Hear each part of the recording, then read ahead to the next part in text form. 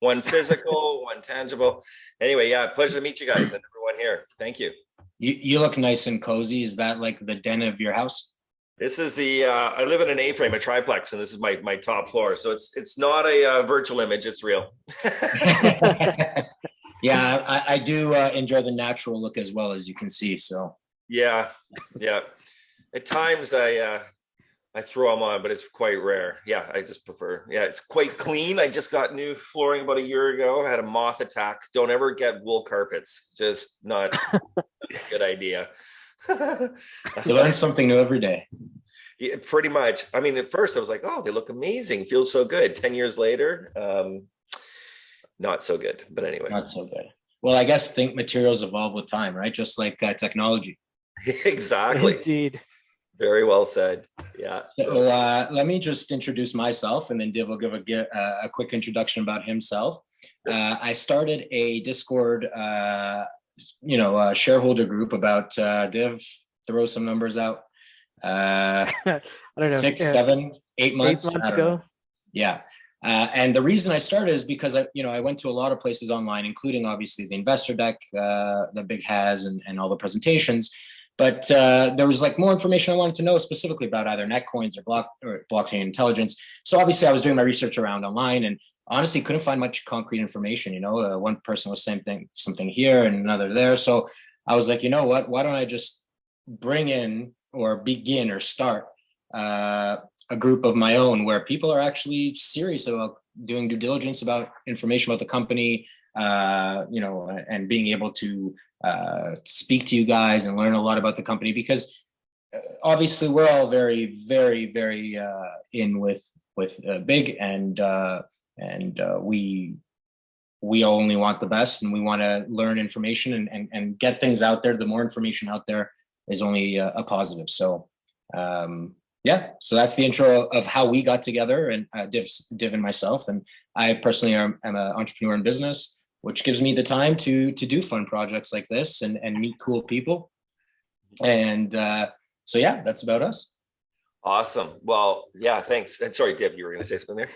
No, I was just going to give a quick intro for myself as well. So I work for a large global market research company, super into tech, manage a group of global, programmers and data processors. Kind of like Elon said, I was just looking for, obviously invested in Big for a pretty long time, and was just looking for a place where we could, connect with other investors. And, Elon had just started something. So we've grown that group to, over 250, 300 investors. We have like a great Discord going with, all of the automated alerts every time we get a tweet from you guys. And we've had a chance to connect with, Show and Mark, some of the Terrazera guys, Dan and Ryan. And so just, really excited about everything the company is doing. And I think, everybody in the group is just hungry to learn more. Yeah, no, great. And thank you both for the background. And thanks everyone that's here and listening for all the support. Really, I mean, we can't do it without you guys. And the more people that hear about us, the more the more demand that's created, and the more value that's created for all of us, right? So it's through efforts like yours that just makes it a win-win all around. So I really appreciate that, and I agree. I mean, it's hard to get to people that are in our seats, but I'm the kind that likes to also make sure that people are up to speed, understand, and hear it directly from, lack of a better word, the horse's mouth. So, and I guess a background about myself, serial entrepreneur. I have 4 fathers and 1 mom, but 4 dads.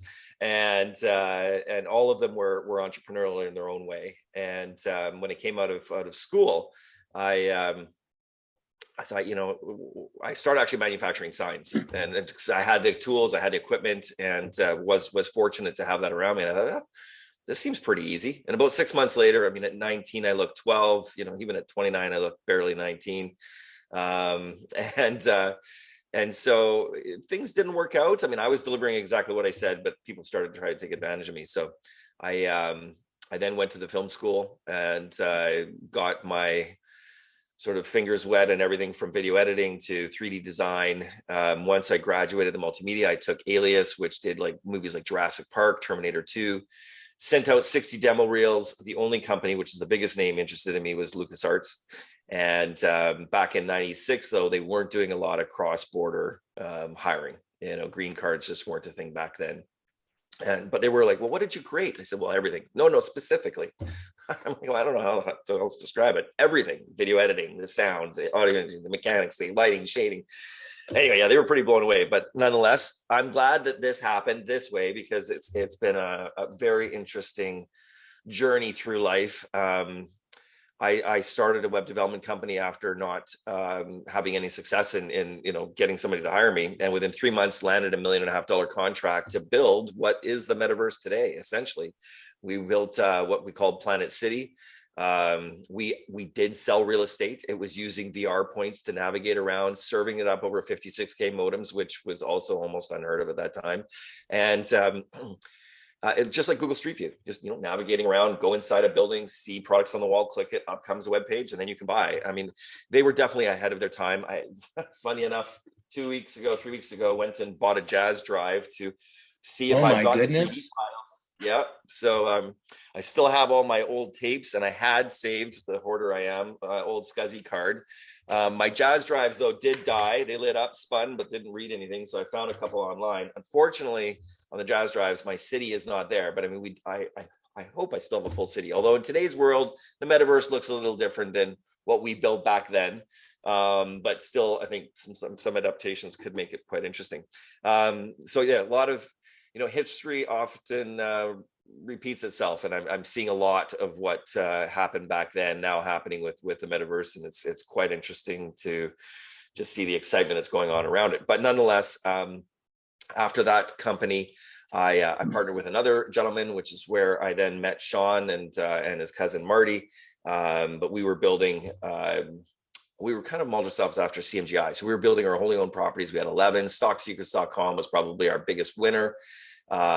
We had Target Packs, Your Wine Store, trying to bring wine cross borders, which we still can't do today. So been on the bleeding edge a number of times, many scars, burgers and getting it out into choices here in Canada. We were looking to take an organic home delivery business public. Unfortunately, the guy coding, which I never brought in, a year later, we get into the code and realized that he was just building a bunch of smoke and mirrors. So we decided to pack that in. But a few different ventures along the way. Did quite a bit overseas with bringing tech out of China. Unfortunately, the 2008 meltdown caused where we couldn't get financing for 450 million in POs. So, timing is everything, right? And it's right place, right time, right people, and a little bit of luck, right? Well, and luck is probably the last piece. Yeah, luck is definitely there, but I've been through the school of hard knocks. I'm a street fighter, and learn things differently than most. But still, I'm always learning. The day I say I've learned it all is the day that I'll fail, right? And so that's I guess Sean came to me in 2014 and said, listen, this whole crypto space is growing, and I need some help. You want to get in this? And I was an acting CEO of a smart home integration company, realizing that was an industry starting to die with all of these access points and things that are coming out, and went, to help shape the financial future. Sounds amazing. Yeah, let's do it. So that's kind of how we got started. It's also amazing to be building products that get into law enforcement's hands that can help save lives, catch opioid dealers, child exploitation, human trafficking, all of which that's huge. I'd love to be out there every day beating down doors, but I just don't have that background. But yet I am indirectly being able to help them accomplish their goals and their jobs. So, it's those kinds of things. I mean, this career has allowed me to meet the CIO of the Secret Service. I sat with him for an hour. Kevin Nally, still the CIO. By the way, there is zero cell reception in the Secret Service building. So if you're going to do a demo, you can't get internet access, but don't assume you can create a hotspot off your phone, because it won't happen. It won't happen. No. Well, you have to live to learn, I guess. Yeah. Hopefully I don't end up in that building for all the wrong reasons, but I don't think I'm getting an invite anytime soon.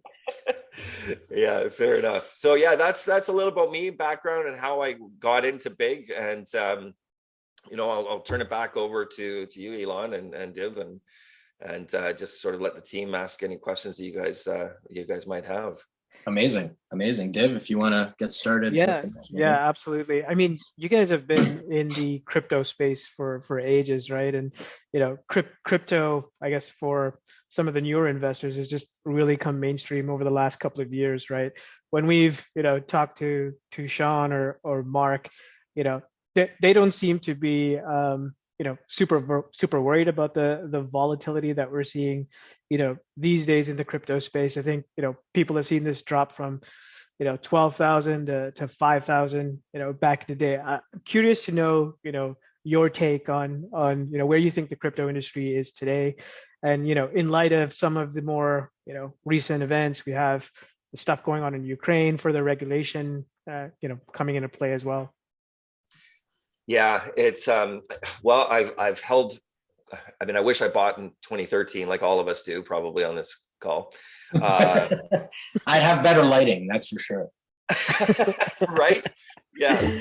But I didn't get into it until after being in this company. I mean, I invested in another company thinking that their tech could help improve mining, and I was going to get into the mining side. Unfortunately, that what 50,000 in 2013 would have done. But anyway, 2016, been in it myself, rode it all the way to 19, back down to 3, up to 69, and where we're at today. I mean, I'm still a hodler and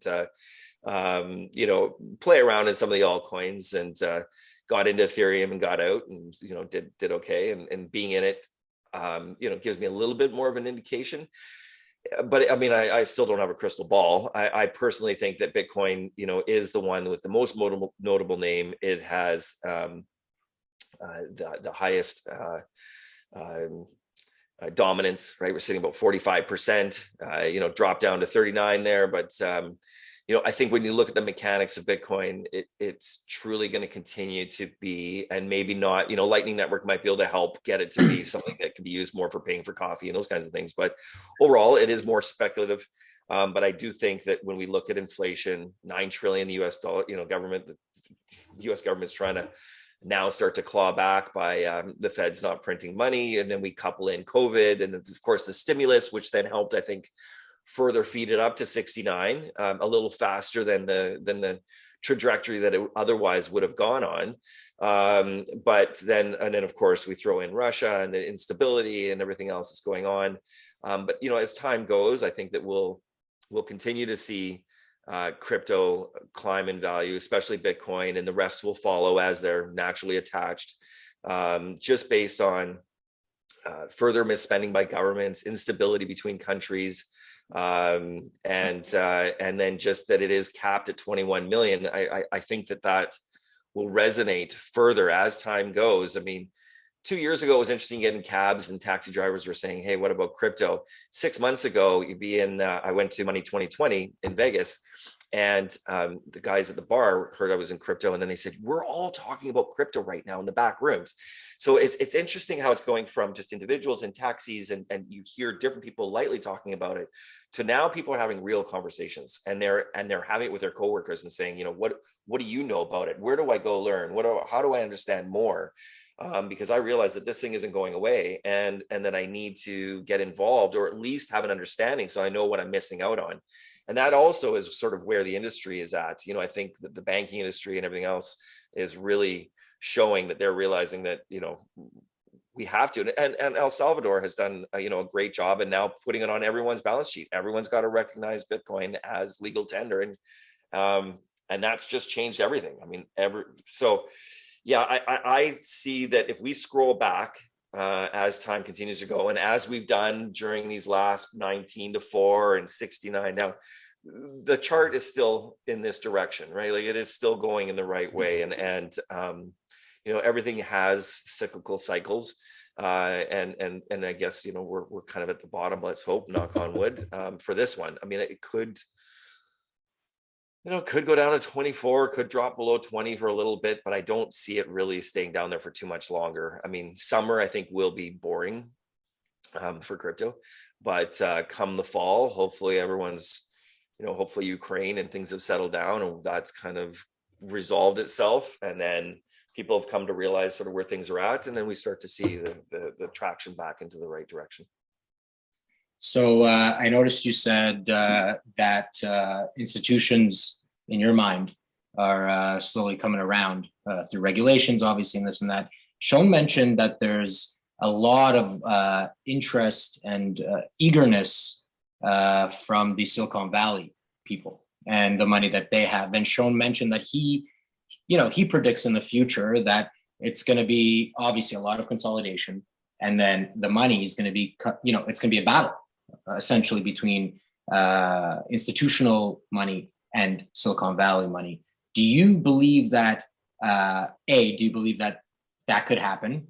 And B, at that point, if it does go the Silicon Valley route, what happens to, regulation in that, from that respect, right? Like now you got people with more money to put in and they say, we want it our way, or we want this a certain way. But at the end of the day, what happens with the institutions if they're not on that train, right? Like what happens with the regulation in that respect?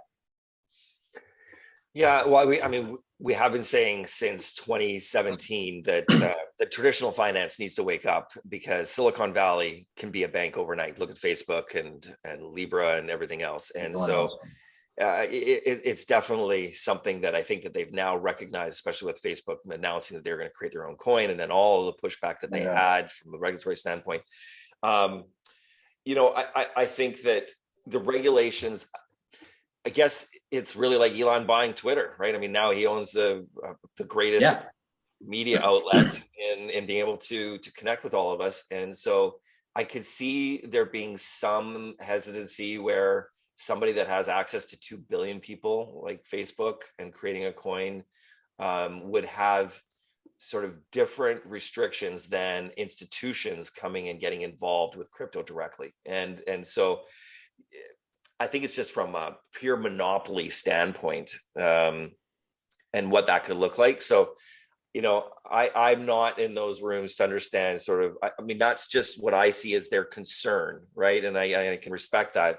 But if we're looking at regulation in general, I think FATF and the travel rule is already kind of stretching where things back to what we already had before. Exactly.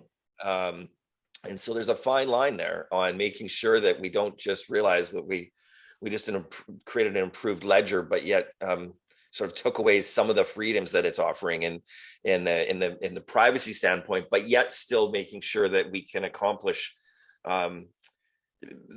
tracking the nefarious actors, any illicit actors, and making sure that they don't use it to their advantage to then destroy and cause further harm to citizens, right? And that's, again, the fine balance of technology and this new financial mechanism and the old system. So I guess to answer the question, Silicon Valley is going to look to further embrace, and there's so much more when we look at NFTs and what's going on there, right? I mean, it was 2020 was 386 million in transactions, and last year was 41 billion with 23 billion in trading. And NFTs can be everything from Ticketmaster tickets to go to a hockey game to anything, fractionalized real estate. So, I think Silicon Valley is going to really look at all of the different potential use cases of blockchain and how it can be applied to improve deficiencies in other business models, right? I mean, that's what it's been doing for decades and will continue to do. And so I think it'll sort of branch out separately from what the institutions are going to be looking at, from embracing crypto. They're making it so that Bitcoin can sit next to your fiat balances. I think that they're kind of firewalled off, and there's only so much that they can take on because that's their directive and that's their focus. And you start saying you're going to do everything for everyone, then all of a sudden you're not doing anything for anyone, right? And so time will tell, but that's kind of what my feeling is about those two sides. So I know you mentioned that you believe that this is going to be a boring summer, but the one thing I can say is for blockchain intelligence, it's never boring. Out there chasing the bad guys, for sure, and making it safer and overall a lot more beneficial for the market, so the industry. So I want to pivot a little bit now, talk about Bitrank Verified. Okay. So can you provide us of an overview of Bitrank and if it helps VASPs meet their requirements? Yeah. I mean, regulation, we kind of feel like ambulance chasers, and I was actually going to go and check the Wayback Machine, Wayback Time Machine, to see, because I believe that we were the first to actually put out that we were going to risk score addresses and transactions. It's just I just haven't had enough time of the day. And granted, that'll only take me about 7 minutes to go and look at chain analysis and cipher trace and analytic. But I think we were the first, and really being an ambulance chaser and following regulation, right? I mean, it's like, oh, new regulations in Estonia. Okay, everyone, focus there. So we try to keep a very close eye on the global market, where it's going. But Bitrank is kind of like your frontline defense. So it allows to risk score addresses and transactions. Robert Whitaker, who you guys know, I stole away from Homeland Security, along with Teresa, who now is the BSA officer at Trust Token. The two of them did all of our risk scoring, and they used FATF and Basil to create the demerit points that would exist with different types of nefarious activity.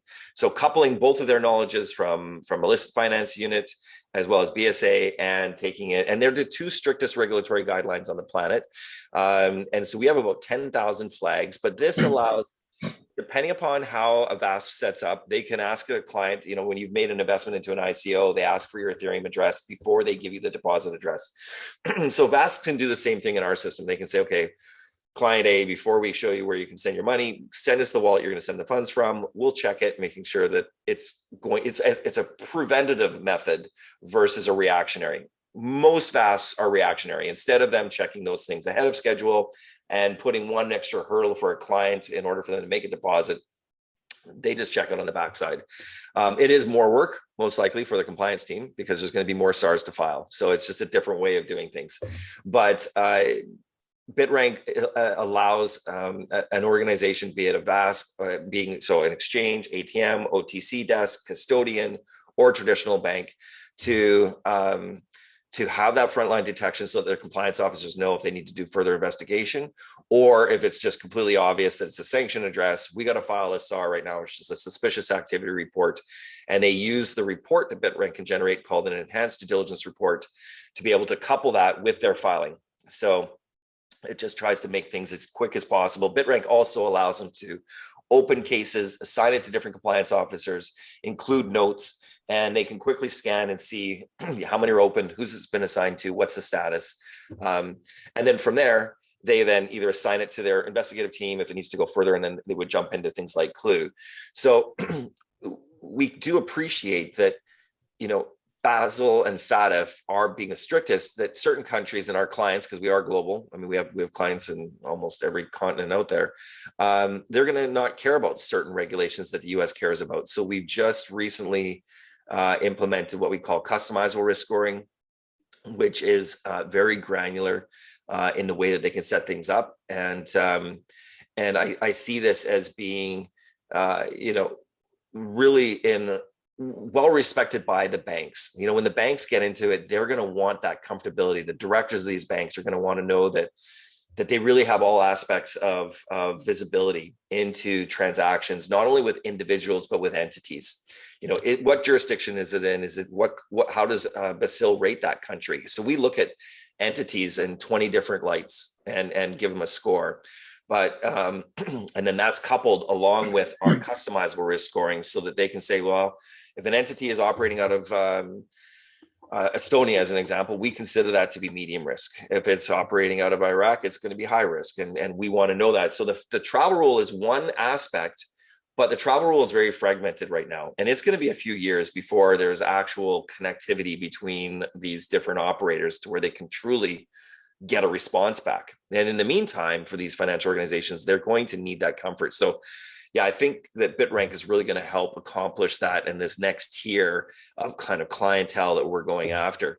And then we have Address Watch that's coupled with that will allow them to create alert profiles and then be notified, so that they don't even really have to go and review history. They can just set the profiles, attach it to their API, and when it's triggered, then they'll get an email alert.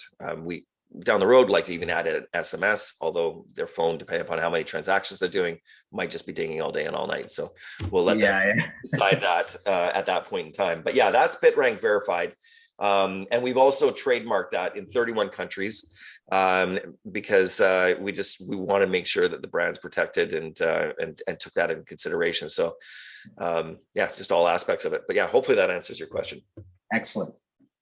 Yeah, that's super interesting. So, not only is it, well, it seems that not only do we have, the Bitrank score that's helping to address, some of that fraudulent activity, but there's also, workflow that's included that allows you to kind of, align people to particular cases or, the API connections that allow you to get, those alerts. That's really cool. Yeah. And I mean, the thing is that, especially in the earlier days, if you look back in 2018, 2019, a lot of companies were startups, their budgets are limited, and they need to get up and running pretty quickly. So to implement the API is about 8 to 12 hours, and then they can use our AI. Now, these larger organizations, they maybe have other infrastructure components that they just want to connect it in, and they can do that. Right. But we've designed the system so that they can truly run everything and all aspects of their needs right in our platform. Excellent. Div number 4. Very cool. So are you able to give us just an overview of QLUE and the competitive landscape? Now, within our Discord group, I think everyone is super excited about QLUE, and Elon is the biggest, I think cheerleader, right? When we I only wear the tutus on Fridays. when we look at the some of the competitive landscape, and then the share price of Big itself, we just feel like the market hasn't really priced in the value of QLUE, and that's kind of the silent horse, if you will, with a ton of potential. So love to hear more about that. Yeah. Well, if we go back in time, so it was Chainalysis and Elliptic in 2013, and we came along in 2015. So we were really one of the first sort of 3 that were out there. Globally, if we look at it, there's probably 15 players. So we're for sure under 24. I believe we're under 20. There could be a few in other countries that, they're just so localized that I just maybe don't know about them. But right now, in business is war. I mean, I keep a very close tab on all these guys, Google alerts on every single one. And, I look at what kind of stuff they're putting out. We keep a very close litmus tab. Every kind of customer that we're interacting with, that we come up against somebody else, we try to extract as much information as possible. So we've got a very good scorecard, kind of like the old days when you're buying a Sony versus Blaupunk, and this one's got 5.1. So yeah, we have a very good understanding. I mean, Chainalysis 8.6.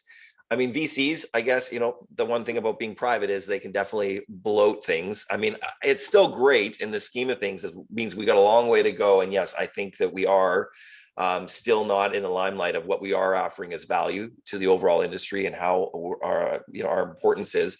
And so I guess it's good. And if you don't have competition, you don't have an industry. So, right, I mean, you need those guys. But if we boil things down, there's really like 5 true competitors that actually offer a complete sort of package like we're offering. And QLUE itself is being touted as the best amongst everyone in the industry. It users of Chainalysis of 5 years.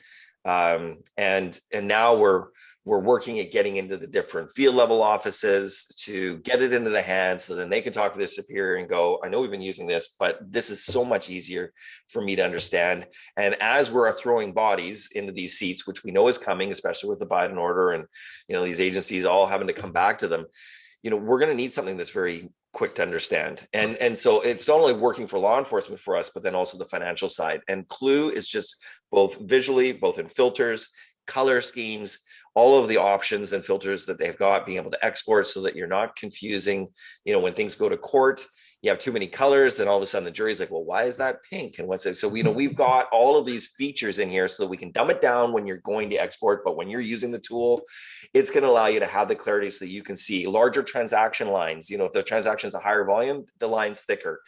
These things we haven't seen from any one of our competitors. And, we've been bold enough, and the only ones that actually you can go and get a score for an address through Bitrank Verified. I mean, we did limit it to 3 per day just so that, we force people to, if you're using this for a commercial purpose, come and buy it from us. But we're the only ones bold enough to go and do that, and so I think that says something about us.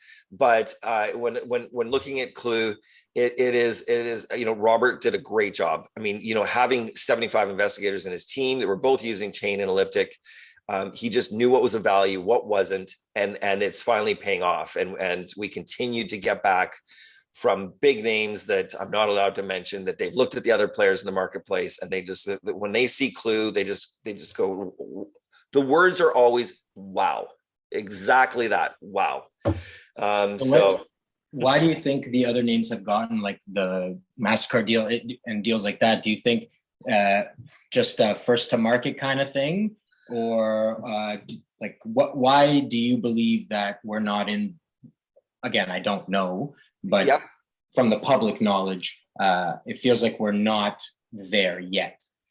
I think it was a couple of things. One is, we just brought on a chief marketing officer last February. Well, a marketing officer and head of marketing, and now our chief marketing officer. So I think it was all about exposure. I mean, the Chainalysis was out there putting out platinums, $100,000 per conference.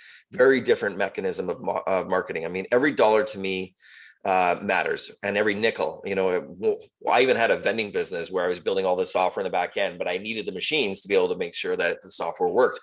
So I'm down to the nickel level, right? And every nickel counts. And so I was very cautious in how we spend our investors' money, and also knew where I was at against them from a service standpoint. Now, if you wait till the product's perfect, you're going to be too late. You'll have missed everything. So you have to choose a point to get out there. But we would onboard a certain number of clients and then make sure we could be very responsive in getting back to them any requests. So I think it's a couple of things. I think it was what kind of capital we had versus the others, and how I had to choose to spend it, and I put a lot into the product and making sure that we have the best product out there. Two was, just how we market and the timing to choose when to market. And so it was really last spring was where I felt that we were truly ready to go and now go head to head. And some of the RFPs that we were going after, it just came down to ourselves and Chain, and they even told us our deficiencies. I remember one that was like the fourth one ago. There were 6, 3 were already in development, and the other 3 were on our roadmap. So it wasn't a surprise to us. We knew where we needed to go to. And then I think for like CipherTrace, well, I mean, Dave had a couple successful tech exits before.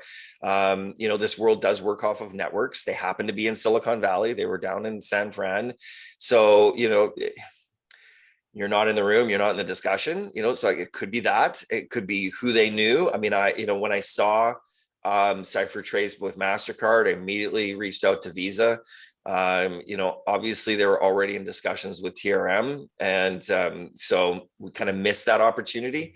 But there's going to be more, and there's big names out there that are still going to wake up and go, look, we need to have this a part of our portfolio. Who's out there that isn't already in bed with some of what we would view as competitors? And they're going to realize that this landscape is very limited, and the more time that goes by, the greater the technical moat. Because if you're not out there scraping and you start in 2018, what about all that historical data? And blockchain makes a great witness. And there are some things that you need attribution back to 2016, 2015. I mean, what we did, which I guess others could do, at least on the dark market standpoint, is we partner with companies that were already servicing 3-letter agencies globally, one out of Israel, one out of the APEC region, and we bought their historical data. So that's how we went back to 2011 to make up for the data that Chainalysis maybe was scraping from 2013 to 2015. The reality is that data is the key piece here, and the rest is all the icing on the cake. And so, as companies continue to embark on getting into the crypto landscape and what blockchain and all of the other fringe things from NFTs, etc. I see them waking up and looking at, we need to have an investment into these guys. We need to have a stake where we have ownership. And so, time will go. We'll see what happens. But from my perspective, I see, everything's looking great from opportunity standpoint. And I think that some of the Fortune 500s and even Fortune 100s, I've had calls with them already. We'll see what happens where they choose to bite in and how. conversations have been, we can be a client, we can be strategic, or we might want to buy you. And I'm like, well, I mean, anything's possible, right? Depends on how many zeros are there, and are the investors on side, right? I mean, it's not a sole decision, but those are the kind of things that we do here, and I expect that as this thing heats up in the next wave, we'll continue to see that. And being only one of five, it's going to be interesting. Thank you for all that insight. We truly appreciate it. And we're definitely on board for whatever you decide to do, or whatever options and availabilities come up. And it was very nice to get just like a background of what kind of you're dealing with on your end. And I'm excited for the future. And that kind of fast forwards us to my next question is, what in the next year do you look to accomplish for QLUE? What are some of your goals for the year? So we are getting ready to release NFT support. NFTs are,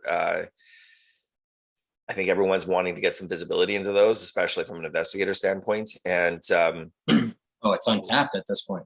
Yeah, it's endless. And we are getting ready to have that available in our tools and in QLUE. And I don't know anyone else that's got that, so that's an extra coup. I mean, it'll only be time, and then they'll catch up. But and then our greatest weakness, now that we've kind of won on UI, which I think is a real big hurdle, is more coins. And it's not that coins are a technical hurdle; they just take time. And these nodes to set up, they take time to sync, and it's not a mathematical formula because it's all peer-to-peer. And so, you look at it 1 month and you go, okay, well, based on what's happened so far, we should have this done in another 2.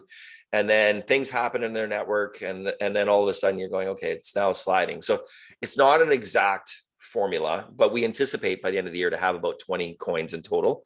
And really going down the DApp list. So then we get all their tokens, right? So it'd be Cardano, Solana, Algorand, Avalanche, Binance Smart Chain.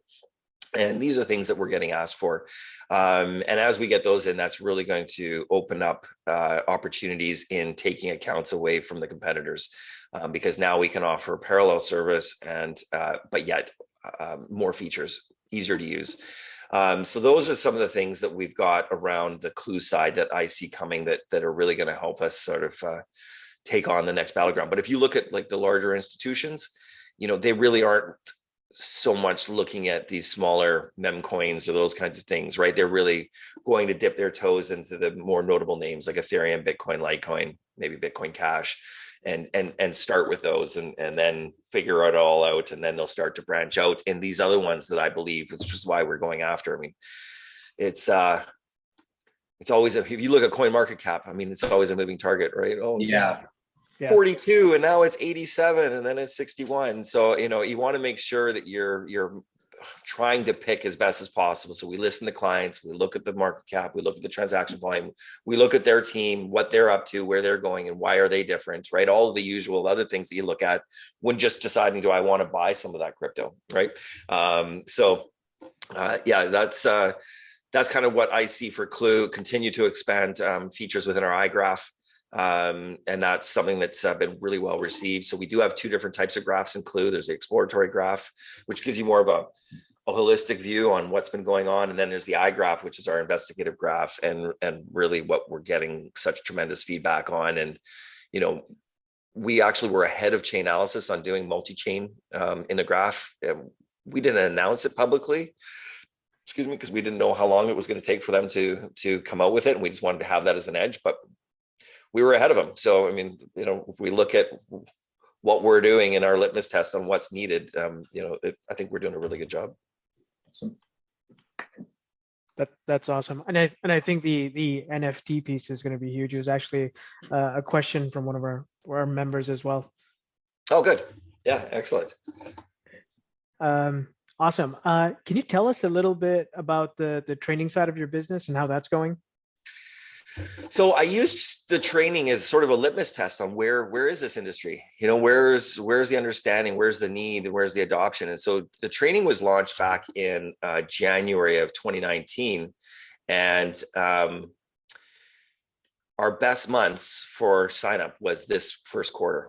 And So it just shows that the industry is truly waking up and starting to get in. So I'm anticipating we are working on and hoping to release our training in other languages. So working on Mandarin, working on Spanish, and we've got some really strong partners globally that one in particular in the APEC region that actually brought ACAMs to Asia.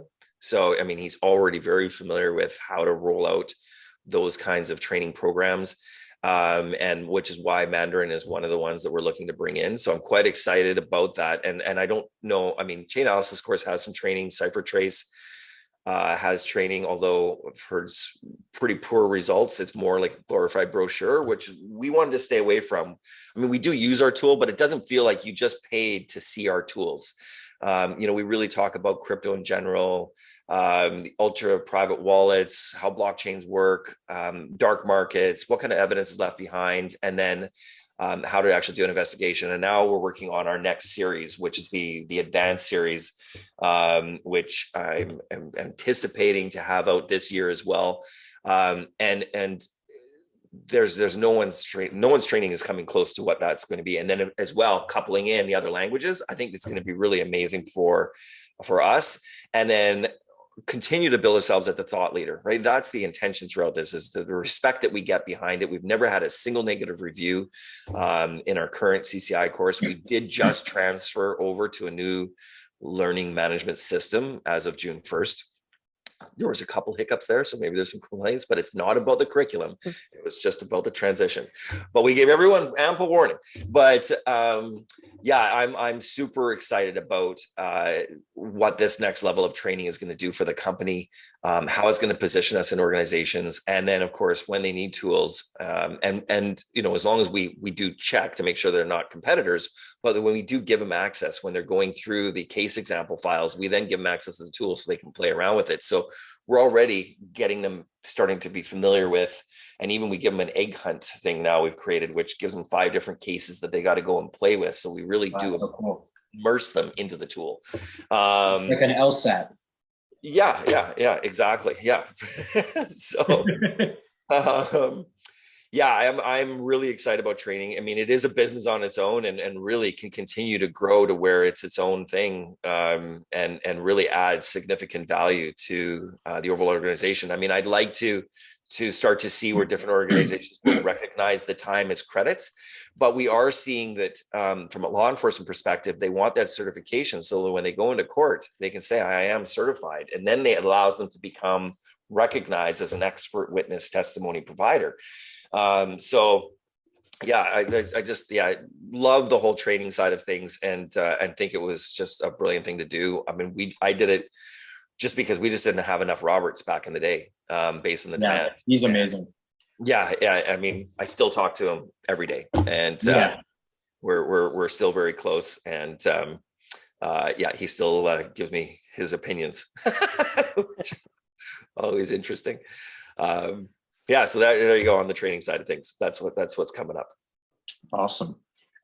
So from your perspective, how do you feel Big is growing this year? How do you feel, first of all, the milestones that you guys have hit and trying to hit, but how do you feel Big is doing so far this year? Yeah, well, as you saw from the latest Q, I mean, 12% month over month. And, overall, we grew 62% from last year. So we are kind of like the same chart of Bitcoin, right? It's going in the right direction. It'll be, I guess, sales is what we're doing now, right? We're bringing on more salespeople. We just brought on a sales exec on the East Coast at the beginning of the year. He's from the SaaS executive enterprise level previously.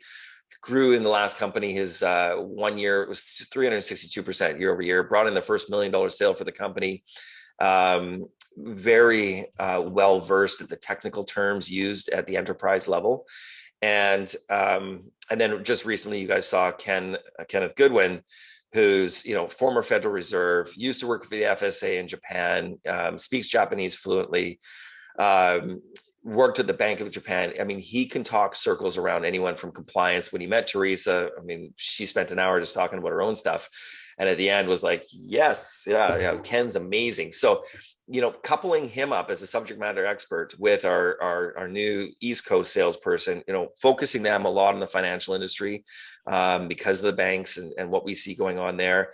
And then we just brought on a sales representative out in South Korea. So we have somebody in that time zone that covers up kind of the whole APEC region. And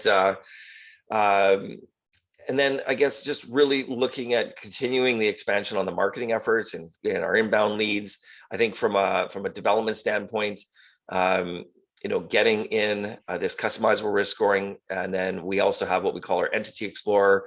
CipherTrace calls their product Armada. And this allows you to do risk ratings of VAS. We've been doing this for digital banks now for a few years.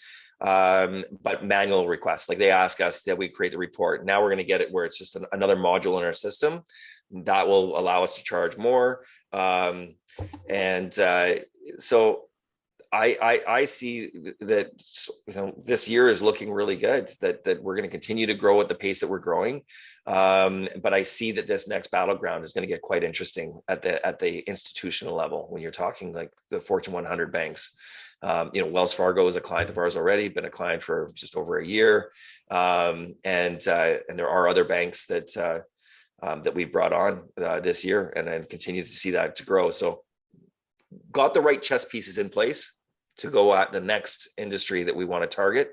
We're looking at a growth rate here of 40 times, right? By 2025, transaction volumes are going to increase 40x.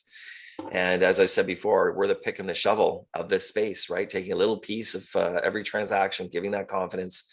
And so that's sort of what I see as the overall landscape. And then we'll continue to focus as well, still on the US government, and see if we can continue to start to chip away at the seats that Chainalysis has and start to change the opinion of people. I mean, there's a lot of negativity against Chainalysis. Just they're the David and the Goliath in the room. They grew really fast, and everyone feels really small.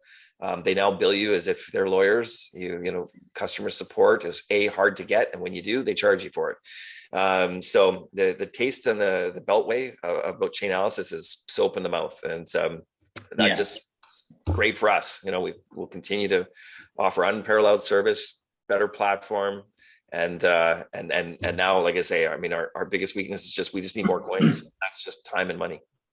Yeah, I could say whatever people ask me about big digital assets, I say QLUE, and people are like, QLUE? And I'm like, yeah, it's literally a business that has many revenue streams where, in my mind, the most important and valuable revenue stream is not even, I would say, fractionally included in the share price. And I think alone the technology, I think Sean actually said this as well. He believes this is $1 stock just on the technology side of things. Oh, yeah. And it's just going to be a matter of getting out there and basically what you're saying, getting out there and picking off the seats, just like in Congress, just 1 seat, 2 seat, 3 seat, 4 seat. But I was saving this for one of my questions from the group, but I'll ask it now. What do you think it'll take to get there to the seats?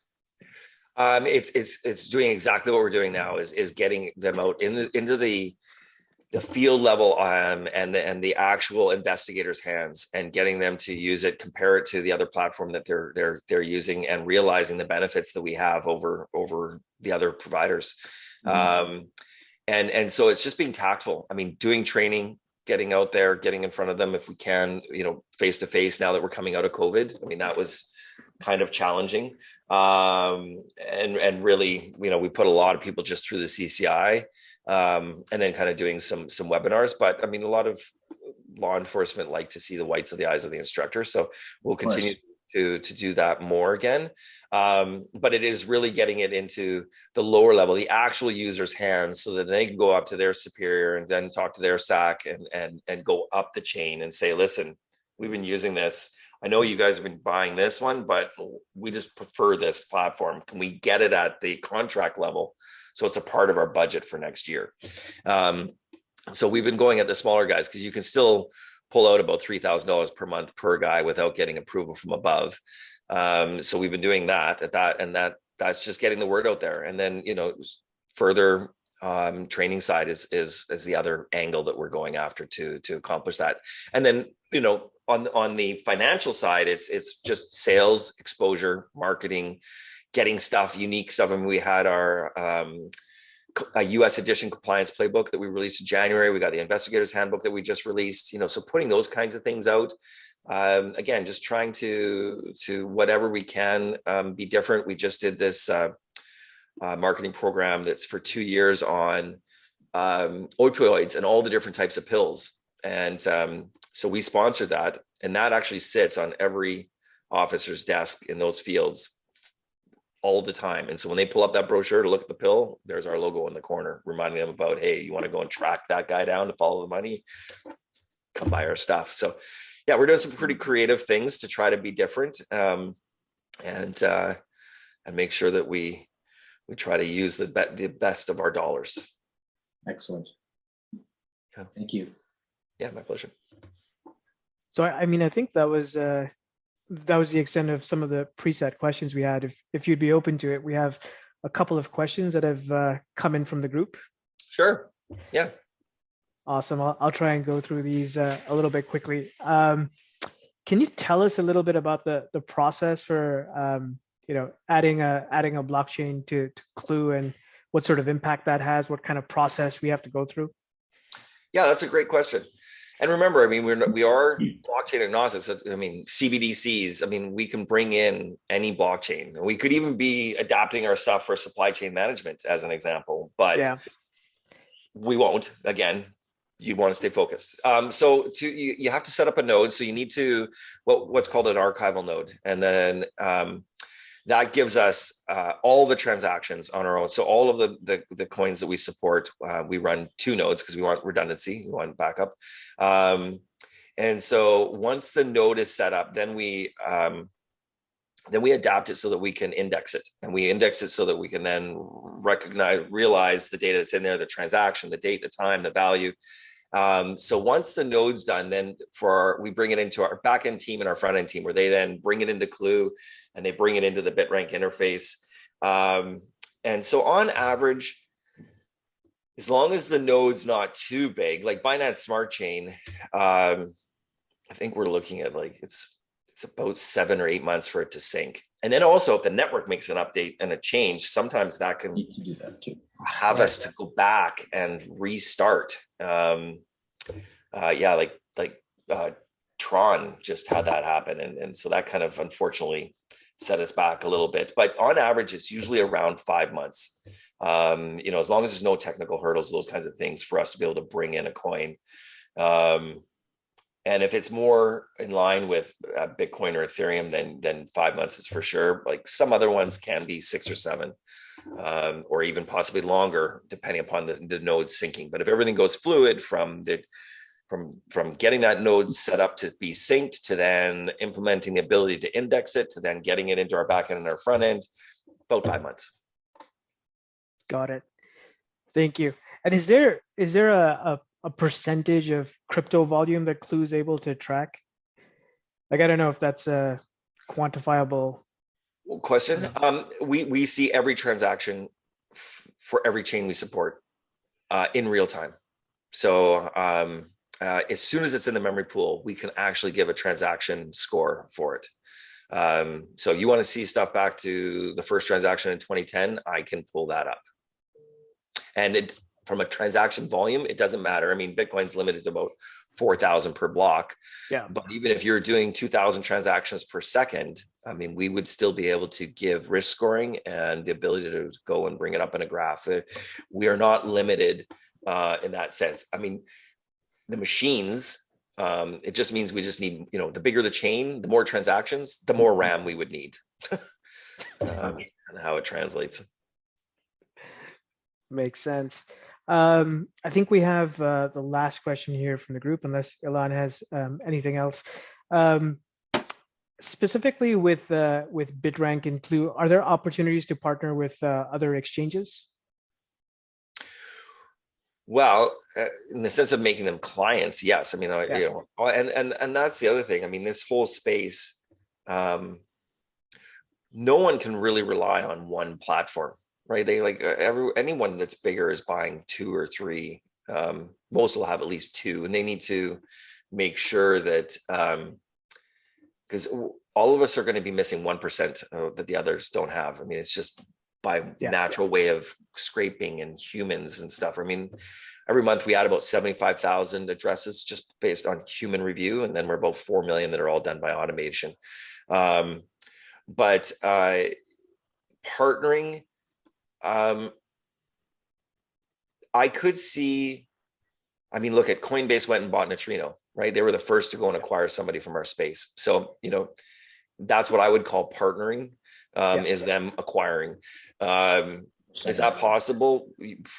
For sure. I mean, Binance might one day go, you know what, we got to now show that we're going to be more compliant. And how are we going to really make that statement? We're going to go buy one of these guys. I don't know. I mean, Huobi has like 600 billion in the bank, making 20 million net a day. I mean, there's so much money in these big guys' banks that,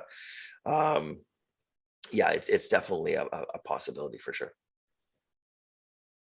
Perfect. Thank you. Yeah. So I think that brings us to our conclusion. We're coming up on the 1 hour mark, and we know that you're very busy. So I just wanted to end it here with just a couple comments from the group that I think would make you smile. Okay. The first comment was, I like him a lot more after listening to him. They should put him out there more in the overall market. Obviously, a bunch of RFP questions. Let's next that one. Something regarding SBI Holdings. Again, you can next that one if that's not relevant. And the partnership there. And other than that, if that's all, we want to thank you very much.